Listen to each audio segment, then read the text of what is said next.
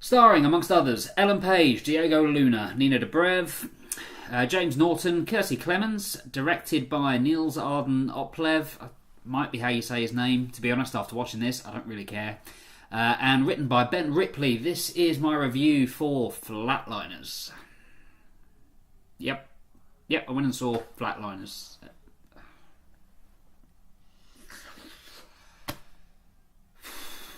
I'm just going to say this now, this film is bad. This was my fault.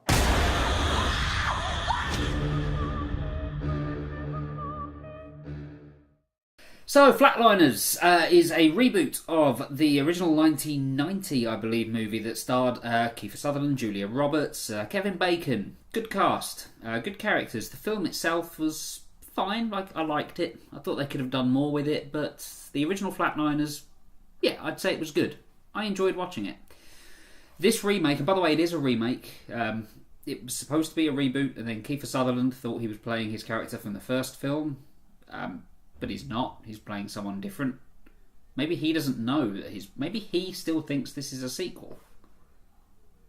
Huh. Either way, though, it's not. It's a reboot. It's a full-on reboot. And everything that happens in the last one pretty much happens in this one. They just change things about. The plot is that a group of medical students decide to kill themselves. They want to die for a certain amount of time to see what the brain readings show and what they experience upon death. They're dead for a minute, 2 minutes, and it gets longer and becomes more and more ridiculous that nobody's got brain damage, but it continues to happen. And when they're dead, they see lovely things and some not so lovely things, and it soon turns out that things from their past are haunting them and can stab them in the hand and stuff. Oh, and they get special powers. Yeah, they're suddenly really smart and they can do Rubik's Cubes. I don't know why. Okay, so yeah, this sucked. Everything about this sucked. It sucked so much that I'm struggling to formulate a review in any kind of coherent way, because while they didn't get brain damage from dying for so long, I kind of feel like I might have got some after watching this. Yeah, I came out of this not feeling great. Let's start with the good. This won't take long. Ellen Page. She can act. And also, what's happened to Ellen Page? Juno, Super, great movies. She seemed to know good movies. I don't know how she read this script and thought, yeah, I'll do this. Makes no sense. No sense. But she's the best person in it. Like, she does what she can with it, and yeah, who else? There must be somebody else good. Diego Luna. Diego Luna I thought was fine. Again, he didn't get much to do. Nobody gets much to do, but he did the best with his material. Everybody else, awful. Absolutely awful. Nina Dobrev, is it Nina Dobrev or Dobrev? Again, at this point, I don't really care. She isn't great in this at all, but at least she's got form. Like, she did Triple X, but that wasn't a good movie. Like, you expect it from her. You don't from somebody like Ellen Page. James Norton, yeah, he sucks as well. Kiersey Clemens, though, by far the worst. Like, I'm not familiar with anything else that she's done. I don't think I've seen her in anything else, or if I have, I don't remember it. I know she was meant to play Iris West in the DCEU. Yeah, I mean, I'm not really excited about the DCEU as it is, so throwing someone like her in it doesn't help. But as I say, she might be good. She might be a good actress. In this, though, she's awful. Absolutely awful. And I don't normally like singling actors out because I feel a little bit bad for it. But in this case, even she has to look back on her performance and just go, what was I doing? Why did I deliver the line that way? Yeah, she's bad. She's very, very bad. But then so's the script. This is an awful, awful script. There is nothing to like about this script at all, except for 2 moments. And I'll tell you these 2 moments. The 2 moments of Flatliners that I liked. After a while, Flatliners descends into just being a jump scare movie, but just with crappy jump scares. I didn't jump once in this, but there were 2 moments that I thought were genuinely creepy. They were essentially the same thing. They were essentially seeing something for a second. There's one particular scene where a guy is looking at what he thought was a ghost baby, and don't even ask. And there's a shadowy ghost creature just sort of appears behind him, and that was successfully scary, I thought. And again, something similar happens later on. But that means that I liked 2 seconds of this movie. And that was it. Nothing else. Just 2 seconds. But yeah, they worked.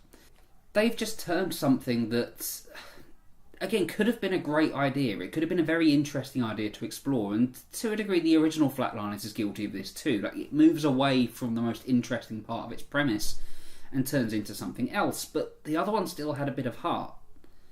Just to compare the two, and there's light spoilers coming up for the new Flatliners. Like, I'm not going to go into massive plot things, but you know, if you want to go in completely spoiler free, stop watching now. I'm going to give this a 3, by the way. You know what? I'm going to give it a 2. I'm going to give it I don't know why I went as high as a 3. It's a 2. So there's my score now. So a few little spoilery bits. In the original Flatliners, Kevin Bacon's character, he horribly bullied a girl from school. And years later, he has a touching reunion with her where he needs to apologise for this. And it's a really well played scene. Like, it works. You can feel the emotion on it. You can feel just how horrible a situation this is for both of them. This version's idea of that is to have... this is Kiersey Clemens. Kiersey Clemens. Her character hacked somebody's text messages and sent naked photos of a girl around the school, and then she has to go and apologise for that in a terrible, terrible scene. Like, there's no emotion in this scene at all. Like, the actress who played the girl who was hacked, she does marginally better, but it's just bad. It ends with her walking up the stairs, refusing to talk to this character, and all of a sudden she just turns around and just goes, "I forgive you." Out of nowhere. Why does she forgive her? Who knows? Nobody knows. The scriptwriter doesn't know. She forgives her because she has to forgive her for the plot. That's it. That's the reason. Guys, Flatliners, don't go and see this. Watch the original one. As I say, I don't think the original one's a brilliant movie, but I think it's good. This one is easily one of the worst movies I've seen in 2017 so far. Hardly anybody seems to care about it. The director doesn't seem to. There's nothing interesting about the way this movie is directed. There's nothing interesting about the way it's lit. There's nothing interesting about the way it's written, the way it's acted. It's just a bland, predictable movie that, as I say, goes from something particularly interesting and just ends up being a really shitty jump scare fest that doesn't even know how to do jump scares. This is a bad movie. The worst I've seen in quite some time. The worst I've seen since Emoji Movie.